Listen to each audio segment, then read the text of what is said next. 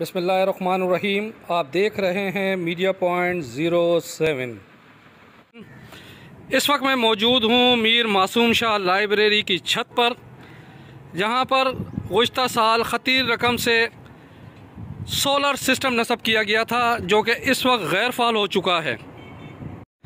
बिजली की तवील लोड शेडिंग के दौरान मुतबादिल निज़ाम के तहत लगाया जाने वाला ये सोलर सिस्टम आज बिल्कुल नाकारा हो गया है और लाइब्रेरी इंतज़ामिया भारी रकम सेपको को अदा करने पर मजबूर है, मगर सियासी ठेकेदार के ख़िलाफ़ किसी भी किस्म की कार्रवाई आज तक नहीं हो सकी है।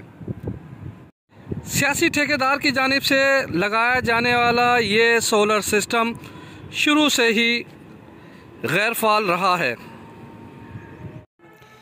भारी रकम खर्च किए जाने के बावजूद आज भी मीर मासूम शाह लाइब्रेरी इंतज़ामिया बिजली की मद में लाखों रुपए सेपको को अदा करने पर मजबूर है।